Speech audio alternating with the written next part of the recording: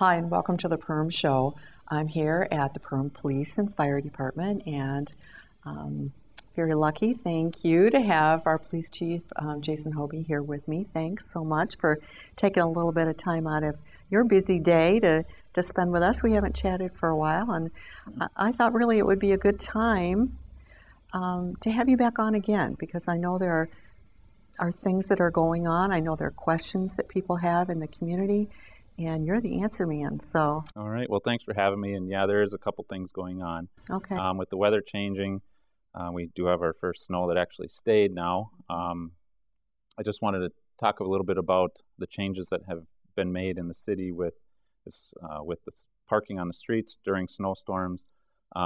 Before, the city had an odd even parking system where Right. You park on one side of the street on an odd calendar day and then the other side on an even calendar day. That didn't work very well, and the plow truck drivers had to make multiple passes, and it ended up costing the city and taxpayers more money to do that. Sure. So last year what we did, the council passed a new ordinance, and that ordinance makes it illegal to park on city streets during a snow emergency. And what a snow I emergency did not know is. that. Yep. And what a snow emergency is now is any snowfall of 2 inches or more. Once we hit that point, the Public Works Director will issue the snow emergency, and then they'll start plowing. So then the parking restrictions go in effect, so you have to move your vehicle off the street. So if it starts snowing and it's going to be 2 inches or more, you really need to get your car off from the street. I would plan to have it parked somewhere else. Last year was the first year that this ordinance was in effect. We did have some people that didn't have places to park, and the police department worked with those people to try Sure. to find somewhere that would be off the road, out of the way from the snow plows, and still they can have their vehicle, nearby, so that it wouldn't be an inconvenience. This is the second year now. I don't know how much snow we're going to get this winter, but We didn't have to worry about that so much last winter, there was did we? only 2 times that we declared the snow emergency last year, so it didn't happen too frequently. But we know it's a new ordinance. It's going to take some time before people understand what's going on. Sure. And we're working with people to make sure that it's fair to everybody. Sure, that's So, good. That's good. Well, having this on here today, is going to get the word out, and people will be a little bit more aware of that. mhm. And and then also the restriction is not the whole snowstorm. Once the plowing is done and your street's clear, you can park back on the street. Okay, So right. once they clear your road, it's lifted. You don't have to worry about that parking restriction anymore. And hopefully this saves the city and taxpayers ultimately Right, money. because the plows will not have to go down the same street 3-4 times to clean up those areas that had parked cars. Sure. It was a big problem, and hopefully this can streamline some of that. Well, that's good. Well, it's good to know. That's good to know. Anything else that you... Well, also with the snow on the street, there comes a problem with relearning how to drive on snow. I always like to just remind people that it takes a while to get used to it again. Give yourself some extra stopping distance. You would think we would get used to it, wouldn't we? You know, Wouldn't you? you get used to the dry streets, and then Right. that snow comes, and there's usually an increase of accidents the first few ones. So make sure, give yourself some extra stopping distance.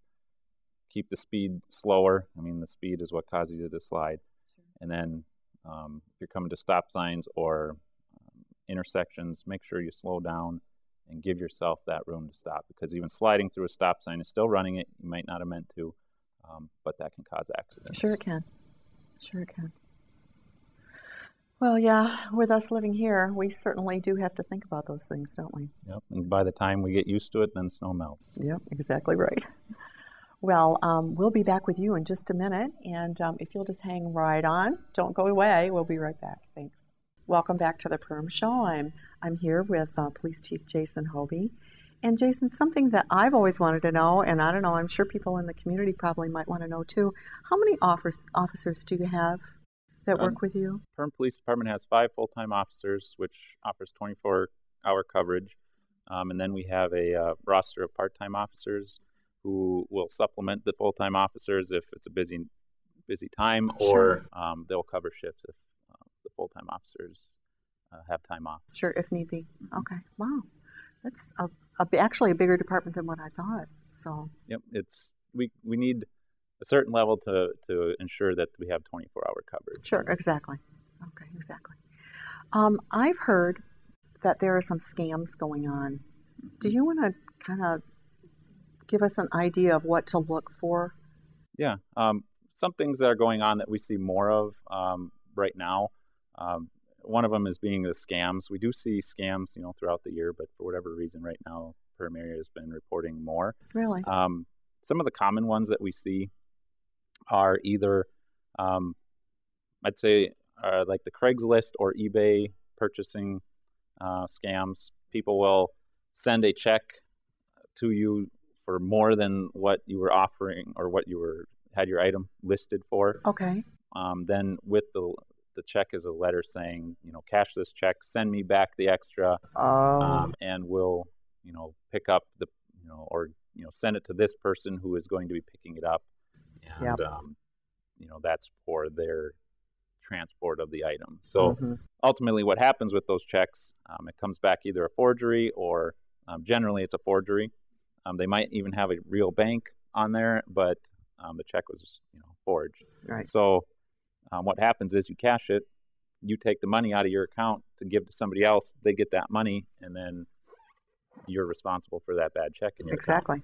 Exactly. And so that's one of the scams we see a lot of. Most people, I don't recall any time recently where we had anybody that lost any money. Most people are good about catching it. But some of the ones that are a little bit more sneaky when it comes to scamming money is there's one with somebody will call somebody and say that they're their grandchild, that they're in jail, they need money, they need bail money to get out. They'll say they're in a different country. They're preying on the family, and what happens is, grandparents might, think that this is really their grandchild, and so they will wire the money that they need to get out of jail to help them out, and they find out eventually. I mean, we haven't had anybody that has lost money that reported losing money on this one, because they look into it and find out that the grandchild isn't. They're at work. They're somewhere else. Right. So you just have to be, suspicious of those kinds of things. Right. Anytime anybody asks you for money, know where it's going. If you're asked to wire money, know who it's going to. If you don't know that person, if they just sent you a letter, called you on the phone, check it out. If you have questions on scams or what you think is a scam, you can always call the police department. Like I said, there's somebody here 24 hours a day, and they can answer those questions.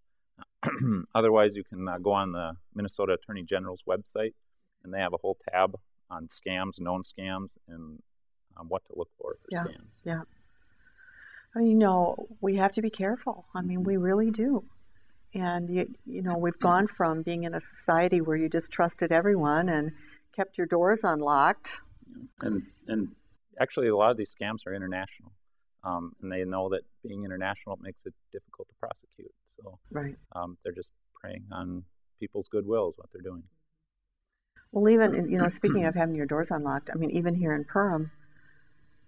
I mean, I recommend locking house doors and vehicle doors. Recently, we've been seeing an increase in theft from vehicles. And,